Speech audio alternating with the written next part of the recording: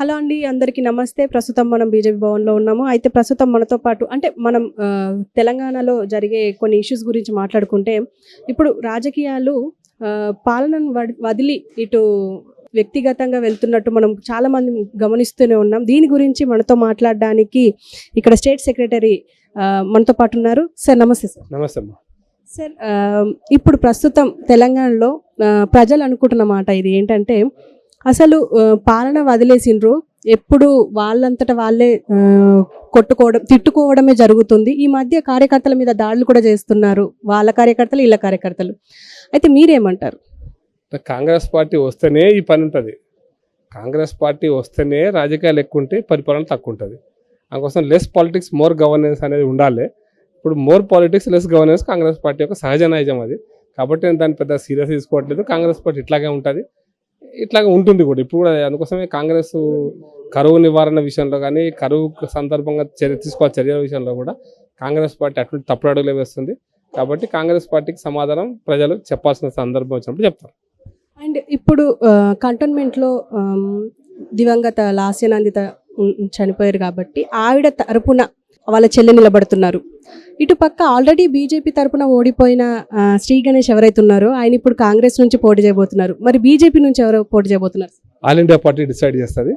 మా రాష్ట్ర పార్టీ తరఫున చెప్పాల్సిన విషయాలు ఆల్ ఇండియా పార్టీకి చెప్పారు. శాసనసభకి ఎవరు ఉండాలనేది ఆల్ ఇండియా పార్టీ త్వరలో ప్రకటిస్తారు. అభ్యర్థి ఎవరైనా ఒక పార్టీ అభ్యర్థిని నిర్ణయిస్తారు. అండ్ తెలంగాణకు సంబంధించి మాట్లాడుకుంటే ఏంటంటే, కరువు అని అంటున్నారు, కాంగ్రెస్ తీసుకొచ్చింది కరువు అని చెప్పేసి బీఆర్ఎస్ వాళ్ళు అంటున్నారు. ఇటేమో మేము తీసుకురాలేదు, ఆల్రెడీ వచ్చిన కరువునే వీళ్ళు మాకు చూపిస్తున్నారు అని చెప్పేసి కాంగ్రెస్ వాళ్ళు అంటున్నారు. అసలు ఏం జరుగుతుంది సార్ తెలంగాణలో? కరువును కాంగ్రెస్ తెలియదు, బీఆర్ఎస్ తెలియదు. కరువు వచ్చింది 2023లో సెప్టెంబర్ అక్టోబర్లో వర్షాలు పడలేదు కాబట్టి సహజమైన కరువు ఉంది. కాకపోతే అంటే కరువు వచ్చినప్పుడు తీసుకోవాల్సిన చర్యల విషయంలో కాంగ్రెస్ పార్టీ ఘోరంగా విఫలమైంది. కాబట్టి కరువు ఛాయలు ఎక్కడ పడితే అక్కడ కనిపిస్తున్నాయి. అంతే తప్పిస్తే కరువు ఎవరు తెచ్చిండ్రో ఎవరు పుచ్చుకున్నారా ఇది కాదు అంశాలు. కాంగ్రెస్ పార్టీ యొక్క వైఫల్యం కరువు సందర్భంగా తీసుకోవాల్సినటువంటి చర్యలు, అది మంచినీటి కోసం కావచ్చు, సాగునీటి కోసం కావచ్చు, విద్యుత్ విషయంలో కావచ్చు, తీసుకోవాల్సిన చర్యలు తీసుకొని పోకపోవడం కారణంగానే ఈరోజు ఈ పరిస్థితి ఉంది. ఇది కాంగ్రెస్ తెచ్చిన కరువు కాదు, కాంగ్రెస్ మన మీద రుద్దిన కరువుగా నేను భావిస్తాను. తెచ్చింది కాంగ్రెస్ కాదు, రుద్దింది ఏంటంటే చర్యలు తీసుకుని కాంగ్రెస్ కరువు ఛాయలు కనపడకపోయేవి, మన సాధారణ జీవితం ఉండేది. చర్యలు తీసుకునే కారణంగా కరువు అనేది కొట్టొచ్చినట్టు కనిపిస్తుంది. ఇదే కరువు గురించి మాట్లాడుకుంటే మనకు తెలంగాణ రాకముందు కూడా ఇదే పరిస్థితి ఉండే. కరువు అంటే వాటర్ సరిగ్గా రాకపోవడం, కరెంటు పోవడం, అంటే కరెంటు టైంకి రావడం. ఎప్పుడైతే బీఆర్ఎస్ ప్రభుత్వం వచ్చిందో అది కనిపించకుండా చేసింది, అంటే మోస్ట్లీ కనిపించకుండా చేసింది, గల్లీల్లోకి వెళ్తే తప్పితే.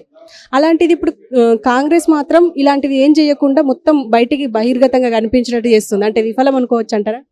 ఇప్పుడు ప్రజలకు చాలా చిన్న మెమొరీ అంటారు, షార్ట్ మెమొరీ అంటారు, తక్కువ గుర్తుంటుంది అనేటువంటి భ్రమలల్లో ప్రభుత్వాలు ప్రజలు నడిపిస్తారు. కొంత షార్ట్ మెమొరీ ఉంటుంది కూడా వాస్తవానికి. 2015-16లో విపరీతంగా కరువు వచ్చింది తెలంగాణలో. అప్పుడు కేసీఆర్ ప్రభుత్వం ఉండింది. అప్పుడు తెలంగాణలో విపరీతమైన పంట నష్టం కూడా జరిగింది. ఎవరు పట్టించుకోలే. అప్పుడు కరెంటు షార్టేజ్ ఉండింది అప్పుడు కూడా.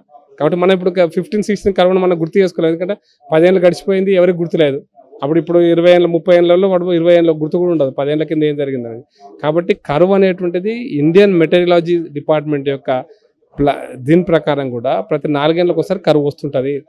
100 ఏళ్ళ లెక్క కట్టారు వాళ్ళు. 100 ఏళ్ళలో 25 ఏళ్ళు కరువు వచ్చింది, 50 ఏళ్ళు సాధారణ వర్షపాతం వచ్చింది, 25 ఏళ్ళు అతి వర్షపాతం వచ్చింది. కాబట్టి అతి వర్షపాతం వచ్చినప్పుడు నీళ్ళు ఒడిచి పట్టుకుంటే కరువు వచ్చినప్పుడు దాన్ని కాంపెన్సేట్ చేయొచ్చు. ఈ వ్యవస్థను ఏర్పాటు చేసినట్టు కాంగ్రెస్ గతంలో విస్మరించింది. ఇప్పుడు నేను అడుగుతున్న బీఆర్ఎస్ పార్టీ మా మిషన్ కాకతీయకు 25,000 30,000 కోట్ల ఖర్చు పెట్టిన చెరువులన్నీ మత్తలు వస్తున్నాయి. ఇప్పుడు వానాకాలం కూడా పోయినసారి చర్చల్లో పెట్టారు. మరి ఈ మత్తలు ఎడిగిపోయాయి అంటే నీ మిషన్ కాకతీయ చెరువులు ఎడిగిపోయినాయి. నీ మిషన్ మేడిగడ్డ ప్రాజెక్టు, నీ కాళేశ్వరం ప్రాజెక్టు ఎడిగిపోయింది నీళ్ళు లేకుండా. కాబట్టి కరువు సహజంగా జరిగేటువంటిదే, ప్రకృతిలో వచ్చేటువంటి సహజ పరిణామం అది. దాన్ని ఎదుర్కోవడం కోసం ప్రత్యామ్నాయ కంటింజెన్సీ ప్లాన్ అంటాం, ప్రత్యామ్నాయ ఏర్పాట్లు ప్రభుత్వంలో ఉన్న వాళ్ళు చేయాలి. చేయకపోవడం వల్ల కరువు పొరపచ్చలు కనపడుతున్నాయి తప్పిస్తే దానికి ఎవరినో నిందించాల్సిన అవసరం లేదు. ప్రత్యామ్నాయ ఏర్పాట్లు చేయకపోవడం అనేటువంటిది కాంగ్రెస్ పార్టీ తప్పు. ఈ 10 ఏళ్లలో మేము చాలా సాధించామని చెప్పినటువంటి బీఆర్ఎస్ పార్టీ చెప్పిన అబద్ధాలు అనేది ఇప్పుడు నిరూపించబడుతుంది. 25,000 కోట్ల 30,000 కోట్ల మట్టిలో పోసేది చెరువులలో. కాళేశ్వరం ప్రాజెక్టు 1,00,000 కోట్ల మట్టిలో పోసేది తెలంగాణ ప్రజల సొమ్ము, రక్త మాంసం తెలంగాణ అనేది. కాబట్టి తెలంగాణ ద్రోహి బీఆర్ఎస్ పార్టీ మిగిలిపోతుంది. తెలంగాణ నష్టపరిచే పార్టీ కాంగ్రెస్ పార్టీ కూడా ఉంటుంది. ఫోన్ ట్యాపింగ్ విషయానికి వస్తే ఇది అటు ఇటు రెండు సైడ్ చర్చ జరుగుతుంది. అసలు ఫోన్ ట్యాపింగ్ వల్ల ఎవరు ఎఫెక్ట్ అవుతున్నారు సార్? అంటే హీరోలు ఎఫెక్ట్ అయ్యారు అని చెప్పేసి చెప్తున్నారు. ఒక పక్క రేవంత్ రెడ్డి కూడా ఎఫెక్ట్ అయినా అని చెప్తున్నారు. అసలు ఏం జరుగుతుంది? ఫోన్ ట్యాపింగ్ ఎవరు ఎఫెక్ట్ అయ్యారు, ఎవరు ఎఫెక్ట్ కాలేదనేది ప్రధాన అంశం కాదు. ఫోన్ ట్యాపింగ్ చేయడమే చట్టరీత్యా నేరం.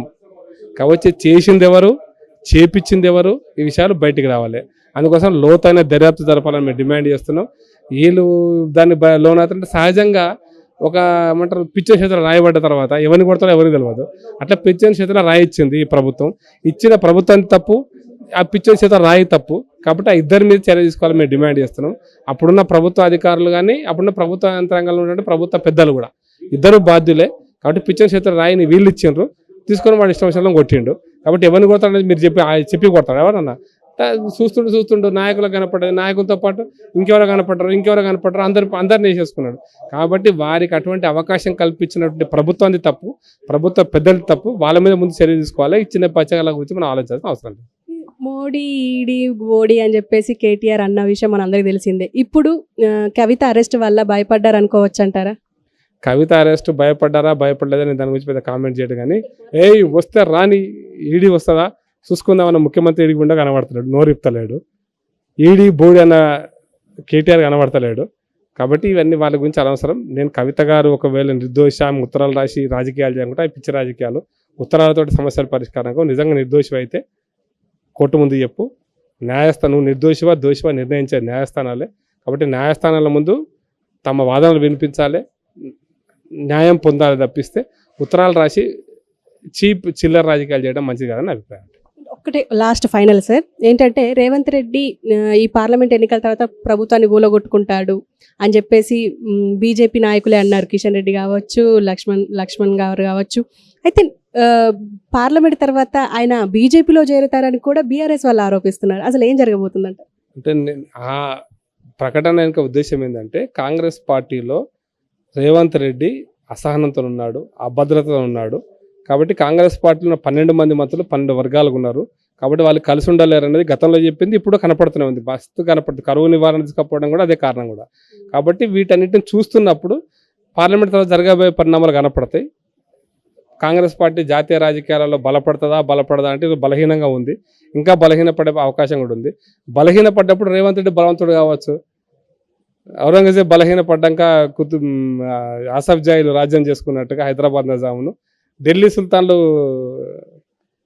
బలహీనపడితే హైదరాబాద్ సుల్తాన్ను రాజ్యం ప్రకటించుకుంటాడు. అంతే. Thank you very much.